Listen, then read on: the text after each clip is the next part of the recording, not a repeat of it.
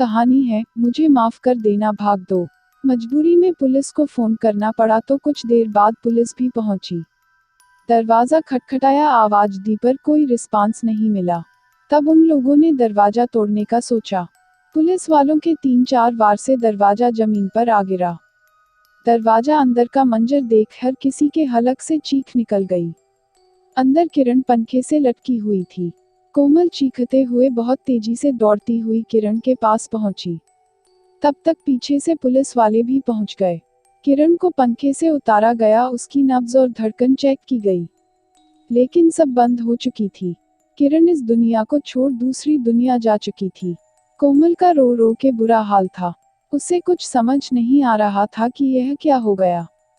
अभी अभी तो मेरे साथ बैठकर कॉफी पी रही थी, कितनी खुश थी वो, ये अचानक क्या हो गया। पुलिस ने सभी लोगों को कमरे से बाहर कर कमरे की तलाशी लेना शुरू किया। पुलिस को किरण के अलमारी से एक डायरी मिली। उसके आखिरी पन्ने पर एक नोट मिला, जिस पर आज की तारीख पड़ी थी और सिर्फ इतना लिखा था, मुझे माफ कर देना। न पुलिस कुछ समझ पाई और न कोमल ही। किरण के सामान की तलाशी में एक फाइल के अंदर उसकी और सोहम की कुछ तस्वीरें भी मिली, जो उन दोनों के रिश्ते की गहराई को साबित कर रही थी। कोमल को मोबाइल को खंगालने के बाद उसमें एक डिजिटल डायरी मिली जो पासवर्ड लॉक थी। कोमल को पासवर्ड पता था, पर उसने कभी भी उसके फोन को छूने की जरूरत नहीं समझी थी। एक दूसरे का भरोसा वह कभी नहीं तोड़ना चाहते थे। पुलिस के पूछने पर कोमल ने पासवर्ड बताया। जब कुछ वो डायरी खोली गई तो सब कुछ सामने आ गया। किरण को डायरी लिखने का शौक था। उसने आम डायरी बजाय डिजिटल डायरी का सहारा लिया, शायद इसलिए कि वह हमेशा उसके साथ ही रहती, मोबाइल में एप्लीकेशन बनके। उस डिजिटल डायरी में किरण ने अपने हर लम्हे की, हर मुस्कुराहट और तकलीफ, दोस्ती, प्यार, मम्मी पापा, कोमल, सोहम, हॉस्टल लाइफ और निजी जिंदगी सब के बारे में लिखा था, और सब कुछ लिखा था। डायरी के पन्ने को नेक्स्ट करते करते पुलिस उस जगह पहुंची जिस पन्ने पे किरण की मौत की वजह लिखी हुई थी। उसने सुसाइड की थी। उस दिन भी किरण सोहम से मिलने गई थी, क्योंकि आज उसकी जिंदगी का अहम फैसला होना था। किरण अपने और सोहम के रिलेशनशिप में इतना आगे बढ़ गई थी कि वह अब सोहम के बच्चे की मां बनने वाली थी। जब उसे यह पता चला कि वो मां बनने वाली है, तो उसने यह बात सोहम से बताई, सहायक और शादी के लिए दबाव डाला। सोहम पहले तो थोड़ा घबराया, पर फिर उसे आजकल करके टरकाता गया। वक्त गुजरता गया, पर सोहम ने शादी के लिए अभी तक कोई जवाब नहीं दिया था। आज भी वह सोहम से जवाब लेने गई थी।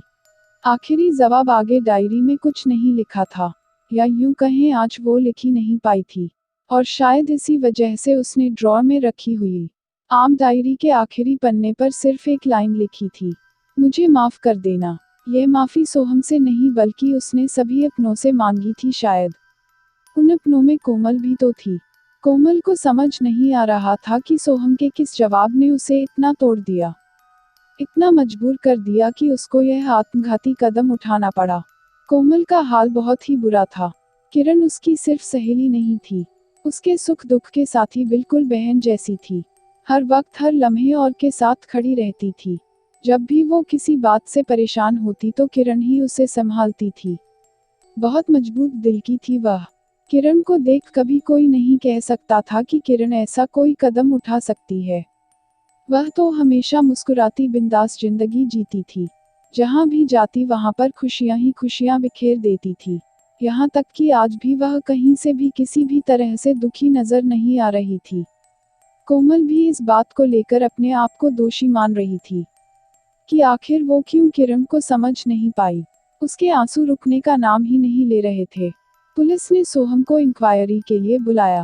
पहले तो सोहम नानुकुर करता रहा, पर सख्ती बरतने पर उसने जो बात बताई, वह बात ही शायद किरण की मौत का कारण बनी। उस दिन भी किरण सोहम से शादी के बात करने आई थी। सोहम के बार बार समझाने पर भी वो जिद पर अड़े थी। सोहम ने उसे अबॉर्शन करवाने को बोला, पर वो तमा गई और सोहम को थप्पड़ जड़ दिया। तो सोहम ने शादी करने से साफ इनकार कर दिया और धमकी भी दी कि तुझे जो करना हो कर ले, मैं शादी नहीं करूंगा।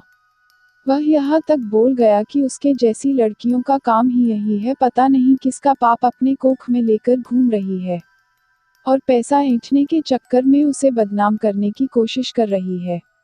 और किरण को शायद यही बात दिल में लगी थी।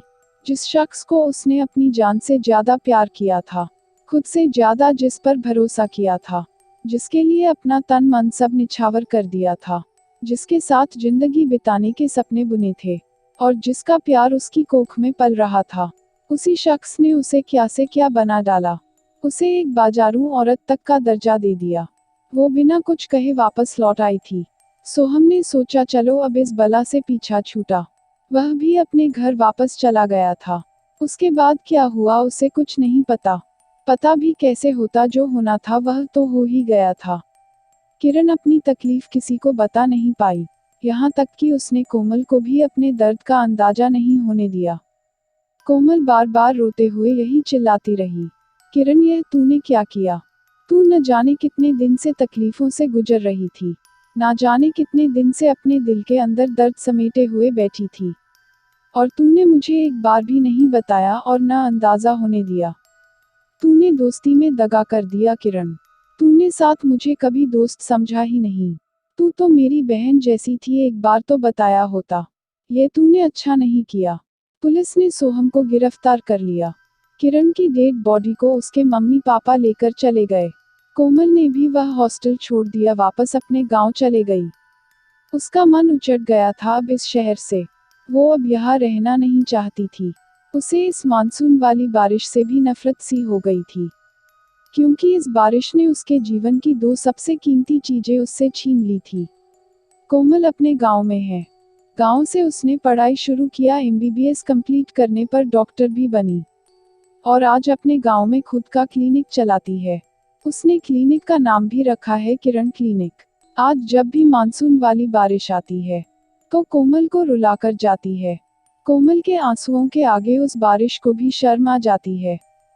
किरण तो चली गई पर आज भी कोमल के साथ हमेशा रहती है, उसकी यादों में एक शिकायत बनकर।